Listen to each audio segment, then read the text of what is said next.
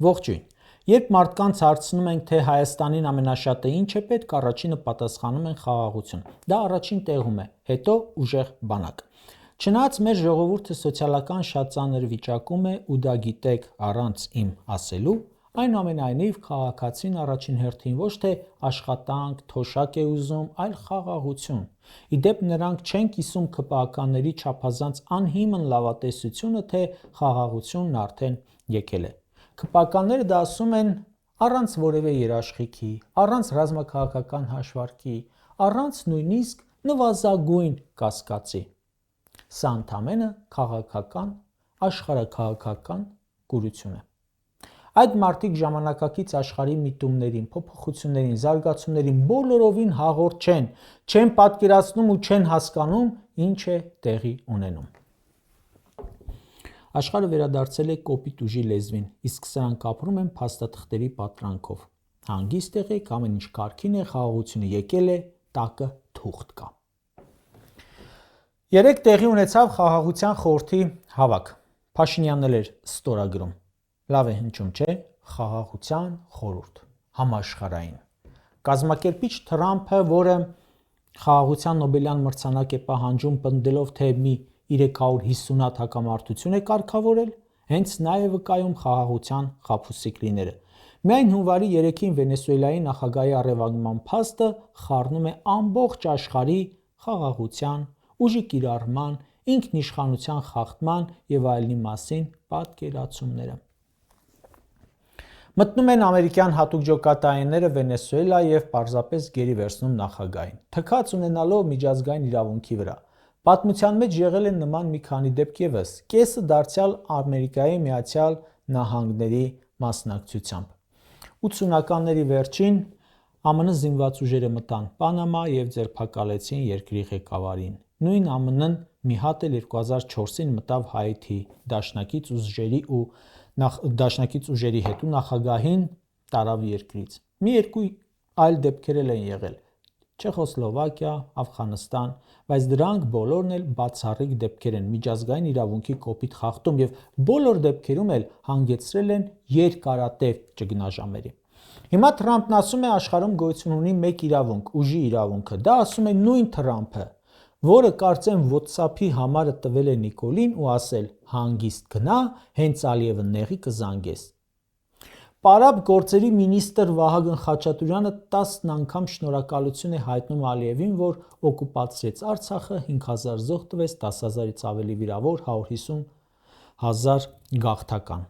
ու ՔՊ-ին ազատեց Ղարաբաղից, որը Նիկոլը համարում էր վզին թոք։ Այդ նույն Ալիևը տարին նոր է սկսել, բայց արդեն 2 ելույթ ունեցել է այն մասին, որ միջազգային իրավունք, պայմանագիր բան հիմարություն են եւ կարևորը ուժն է։ Ու հիմա Ալիևը զինում է իր բանակը ավելի ուժեղ, քան մինչև 2020 թվականներ։ Հիմա կողքի հարևանը ասում է. միջազգային իրավունք գոյություն չունի, իմ բանակը շարունակում է զինվել, որովհետև միակ իրավունքը ուժն է։ Այս կողքի հարևանն ասում է. միջազգային իրավունք, Ալմատի հռչակագիր, անկլավներ, սահմանազատում, բանակի կրճատում, առևտուր, իրանցի պատ։ Հիմա դուք եզրակացրեք, թե ինչ կարող է լինել այդ հարևանի հետ, որը մենք ենք։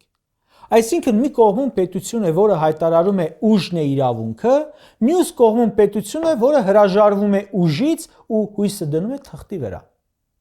Ալիևը ուղիղ հաստատ է հղում, որ ցանկացած պահի, երբ իր համար հարմար պահ եղավ, դիմելու է ուժին։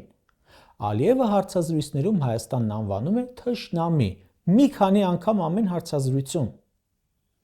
Այն միջանցքի մասին, որ սրանք ամեն օր գովազդ են անում, Արարատ Միրզոյանը 2 օր առաջ ԱԺ ասում էր 16 տեղ գրված է ինքնիշխանություն բառը, մի 10 տեղ էլ իրավազորություն բառը։ Ալիևն ասում է, անունը ինչ էլ դնեք, միջանցք է դա։ Ադրբեջանն ունենալու է անխոչնդոտ անցում, մեզ չեն հսկելու, ու այդ միջանցքը ցանկացած դեպքում ասում է բացվելու է, պետք եղավ ուժով։ Դա ասում է Նիկոլի հետ խաղաղություն նախաստորագրողը։ Ամեն ելույթում խոսում են սրանք ինքնիշխանությունից մի 10 անգամ։ Հայաստանի տարածքի մի քանի մեծ կտոր օկուպացրած Ալիևն ասում է Հայաստանի սահմաններ գոյություն չունեն, այդ կադաստրի թուղթ բան գոյություն չունի, քանի դեռ դրանք չենք ճանաչել։ Նիկոլը ճանաչել է Ադրբեջանի սահմանները, ներառյալ Արցախը, ներառյալ անկլավները։ Ալիևը միտեղ հայտարարած կա, որ Հայաստանից տարածքներ կան, որ հիմա տնօրինում է Ադրբեջանը, օկուպացրել է Ադրբեջանը։ Ալիևը մի անգամ գոնե հայտարարել է, որ դուրս են գալու Սև լճից։ Ալիևի ասած այն է, որ ինչը իր սրտով չեղավ, ուժով է անելու։ Եվ սա հարձակման մշտական ռիսկ է։ Նիկոլի արտաքին հետախուզության ծառայությունը այս ելույթներն ունենալով լավաշ հոդված է գրում, անունը դնում զեկույց, որտեղ ասում է Ադրբեջանից որևէ ռիսկ չկա։ 2026-ին խաղաղությունը ամրապնդվելու է, օգոստոսի 8-ի փաստաթղթից հետո ասում է ռազմական էսկալացիան անհնար է։ Սա ասում է Թրամփի հայտարարությունից հետո, որ փաստաթուղթ բան զրո է, կարևորը ուժն է։